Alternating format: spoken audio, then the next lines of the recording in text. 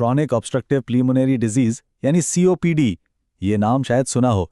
ये एक ऐसी हालत है जो लाखों लोगों की जिंदगी पर असर डालती है। लेकिन अहम बात यह है कि ये सिर्फ एक मेडिकल डायग्नोसिस नहीं है, ये एक सफ़र है।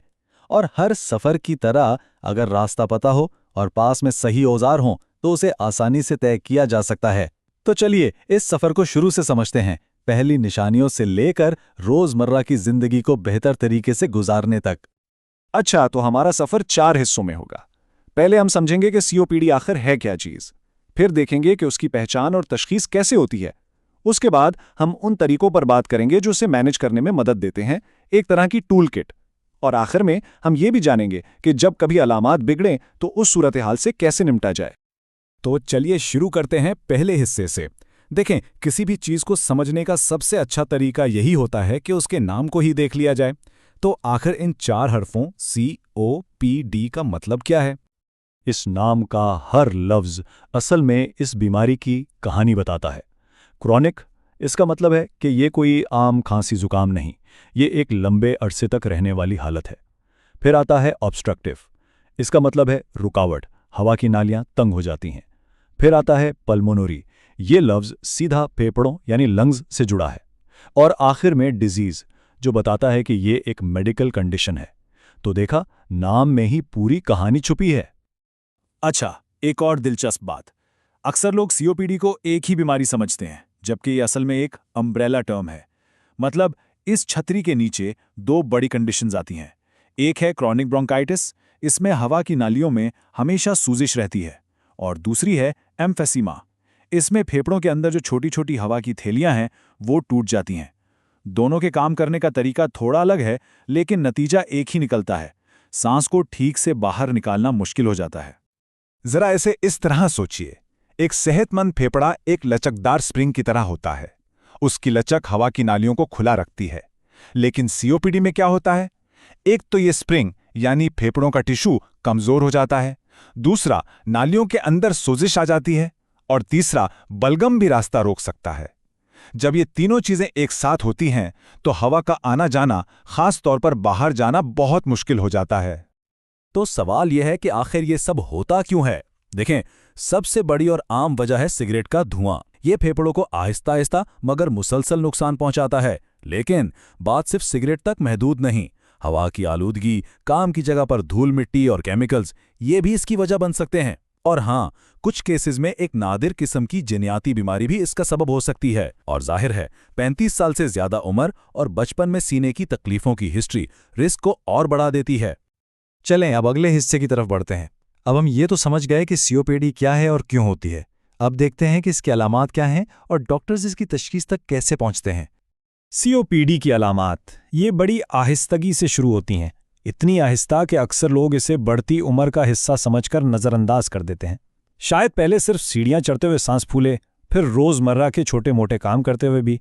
इसके अलावा एक ऐसी खांसी जो पीछा ही ना छोड़े, सर्दियों में सीने से सीटी जैसी आवाज़ का आना और बलगम का मामूल से ज़्यादा बनना, ये सब इसकी अहम निशानियां हैं। और जब हालत ज़्यादा ख़राब हो तो भूख का ना लगना और वज़न का कम होना भी शुरू हो सकता है। तो इसकी तशखीस कैसे होती है? प्रोसेस काफ़ी सीधा साधा है। शुरुआत आमतौर पर डॉक्टर से एक तफसीली गुफ्तगू से होती है, लेकिन जो असल और अहम टेस्ट है उसे कहते हैं स्पायरोमेट्री। घबराने की बात नहीं है, ये बस सांस लेने का एक सिंपल सा टेस्ट है जो बताता है कि फेफड़े कितनी अच्छी तरह काम कर रहे हैं। कभी कभी दूसरी बीमारियों के इम्कान को ख़त्म करने के लिए एक्सरे या ब्लड टेस्ट भी करवाया जा सकता है। तो ये स्पायरोमेट्री टेस्ट काम कैसे करता है? बहुत ही आसान है। इसमें एक गहरा सांस लेकर पूरी ताकत से एक मशीन में फूंक मारनी होती है। अब देखें, जो सेहतमंद फेफड़े होते हैं ना, वो पहले ही सेकंड में अपने अंदर की 70% से ज़्यादा हवा बाहर निकाल देते हैं। लेकिन सीओपीडी में क्योंकि नालियां तंग होती हैं, ये रफ्तार 70% से कम हो जाती है। बस यही वो नंबर है जो तशखीस में मदद देता है। बिल्कुल साफ और वाज़ेह। अच्छा, तशखीस हो गई, अब आगे क्या? अब हम बात करते हैं मैनेजमेंट की। इसे एक टूल किट समझें, यानी मुख्तलिफ स्ट्रैटेजीज और इलाज का एक मजमुआ जो सीओपीडी के साथ जिंदगी को बेहतर तरीके से गुजारने में मदद करता है।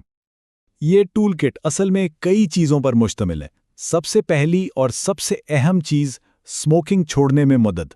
इसके बाद आती हैं हिफाजती चीज़ें जैसे सालाना फ्लू की वैक्सीन और निमोनिया का टीका। फिर एक बहुत ही ज़बरदस्त प्रोग्राम है जिसे पल्मोनरी रिहैबिलिटेशन कहते हैं। साथ में सांस की तकलीफ को बेहतर करने वाली दवाइयाँ और हाँ, हर शख्स के लिए एक ज़ाती सेल्फ मैनेजमेंट प्लान। ये सब मिलकर काम करते हैं। अभी हमने पल्मोनरी रिहैबिलिटेशन या पीआर का जिक्र किया ना, इसके बारे में एक बात सुनिए जो शायद हैरान कर दे। पीआर का असर अक्सर सांस की दवाइयों से भी ज़्यादा होता है। सोचिए ज़रा, ये कितनी बड़ी बात है। इससे पता चलता है कि ये प्रोग्राम कितना ज़रूरी है। ये सिर्फ वर्जिश नहीं, ये एक पूरा निज़ाम है जो ज़िंदगी में एक बेहतरीन तब्दीली ला सकता है। तो आखिर ये पल्मोनरी रिहैबिलिटेशन है क्या चीज़? जी, ये 6 से 8 हफ्तों का एक मुकम्मल प्रोग्राम है। इसमें ख़ास तौर पर डिज़ाइन की गई वर्जिश होती है और साथ ही तालीम भी। यहाँ लोग सांस लेने के बेहतर तरीके सीखते हैं, स्ट्रेस को मैनेज करना सीखते हैं और अपनी बीमारी को गहराई से समझते हैं। मकसद सिर्फ जिस्मानी सेहत नहीं, बल्कि खुद एतमादी वापस लाना और अपनी ज़िंदगी का कंट्रोल अपने हाथ में लेना है। अब आते हैं दवाइयों की तरफ। मोटी मोटी 2 किस्में हैं। एक को कहते हैं रिलीवर्स, ये शॉर्ट एक्टिंग होते हैं, यानी फौरी आराम के लिए जब सांस उखड़ रहा हो। दूसरे होते हैं कंट्रोलर्स, ये लॉन्ग एक्टिंग होते हैं और इन्हें रोज़ाना इस्तेमाल किया जाता है ताकि हवा की नालियाँ खुली रहें और तकलीफ ना बढ़े। कुछ केसेस में जब अलामात ज़्यादा हों तो सोजिश कम करने के लिए स्टीरॉयड वाला कॉम्बिनेशन इन्हेलर भी दिया जाता है। इलाज अपनी जगह, लेकिन रोज़मर्रा ज़िंदगी की छोटी छोटी चीज़ें भी बहुत बड़ा फ़र्क डाल सकती हैं। असल में ये सब अपनी एनर्जी को अक्लमंदी से इस्तेमाल करने का खेल है।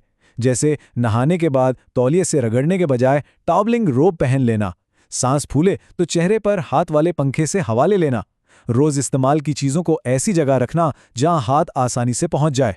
ये सब छोटी छोटी तरकीबें हैं जिनसे एनर्जी बचती है और कंट्रोल महसूस होता है। चलिए अब हम अपने आखिरी हिस्से पर आते हैं। देखिए, जब कोई बीमारी लंबे अरसे तक साथ रहती है तो ये जानना बहुत ज़रूरी हो जाता है कि उस वक्त क्या करना है जब अलामात अचानक से बिगड़ जाएं। इसे फ्लेयर अप कहते हैं। तो इन फ्लेयर अप्स की वार्निंग साइंस को पहचानना सबसे ज़रूरी है। अगर महसूस हो कि सांस पहले से बहुत ज़्यादा ख़राब हो रहा है, खांसी बढ़ गई है या बलगम ज़्यादा बन रहा है या उसका रंग बदल रहा है, ख़ासतौर पर अगर वो पीला या सब्ज हो जाए, तो ये इस बात का इशारा है कि एक फ्लेयर अप शुरू हो रहा है। और ऐसी सूरत हाल के लिए पहले से एक एक्शन प्लान तैयार होना लाजमी है। आमतौर पर सबसे पहला कदम होता है अपने रिलीवर इनहेलर का इस्तेमाल बढ़ा देना। अगर इससे आराम ना आए तो अगला मरहला होता है रेस्क्यू पैक शुरू करना। ये स्टेरॉइड्स या एंटीबायोटिक्स का एक कोर्स होता है जो डॉक्टर पहले से ही लिखकर दे देते हैं। और हाँ, ये बहुत ज़रूरी है कि रेस्क्यू पैक शुरू करते ही अपने डॉक्टर को ज़रूर इत्तला दी जाए। और अगर अलामात बहुत शदीद हों तो फौरी मदद तलब करनी चाहिए। और कुछ अलामात ऐसी हैं जिन्हें बिल्कुल भी नज़रअंदाज नहीं करना चाहिए। अगर सांस लेना इंतहाई दुश्वार हो जाए, सीने में जकड़न या दबाव महसूस हो या ऐसा दर्द हो जो दूसरे हिस्सों तक फैल रहा हो, तो ये एक मेडिकल इमरजेंसी है। ऐसी हालत में फ़ौरन इमरजेंसी सर्विसेज को कॉल करना इंतहाई ज़रूरी है। और ये सारी बातचीत हमें एक अहम नतीजे पर लाती है। इसमें कोई शक नहीं कि सीओपीडी एक मुश्किल बीमारी है, लेकिन जैसा कि हमने देखा, इससे निपटने के लिए हमारे पास इल्म, सही हिकमत अमली और तैयारी की एक पूरी टूल किट मौजूद है। तो आखिर में सवाल ये बचता है, ये प्रोएक्टिव प्लानिंग यानी पहले से तैयारी और मंसूबाबंदी किसी भी दायमी बीमारी के साथ जीने के तजुर्बे को सिर्फ वक्त गुजारने से एक बाइख्तियार और पुरएतमाद जिंदगी में कैसे तब्दील कर सकती है?